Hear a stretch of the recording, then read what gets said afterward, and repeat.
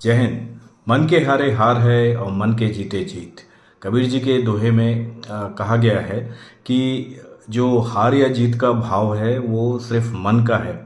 और अगर आप किसी काम के शुरुआत में ही हार मान लेते हैं या आपको लगता है कि मुझसे नहीं हो पाएगा तो आपकी हार निश्चित है।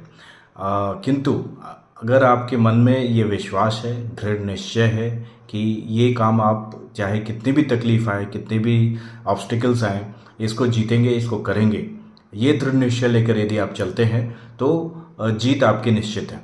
मिलिट्री ट्रेनिंग में हमें सिखाया जाता था कि everything is in the mind. इसका मतलब ये सिमिलर ही है कि यदि आप मन से सोच लेते हैं कि आप हार नहीं मानेंगे तो आपकी हार हो ही नहीं सकती।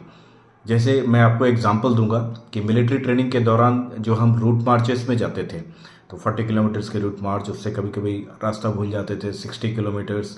तो उस दौरान जो है बॉडी हमारी पहले 10 किलोमीटर हम गाते हुए और आपस में बातें करते जाते थे।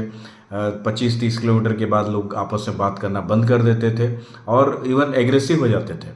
लेकिन जो लास्ट के 10 किलोमीटर्स होते थे उस दौरान ना कोई बोलता था, ना कोई बात करता था, क्योंकि उस वक्त तक बॉडी पूरी तरीके से गिव अप कर चुकी होती थी, पैरों में छाले पड़ चुके होते थे, दर्द असहनीय हो जाता था। फिर भी हम सारे के सारे कैडेट्स वो रूट मार्च कंप्लीट करते थे और हम एक समय पर केवल एक कदम आगे बढ़ाने की सोच रहे होते थे और वो एक एक कदम करते करते हम 40 किलोमीटर्स कंप्लीट कर लेते थे। उस दौरान आखिरी का 5 किलोमीटर जब बचा होता था तो जोश आता था और उस थके हुए अवस्था में भी दौड़ लगाकर लोग आखिरी के 5 किलोमीटर कंप्लीट करते थे। और तो ये जो सोच है, मन के हारे हार और मन के जीते जीत, इसको जीवंत करती है।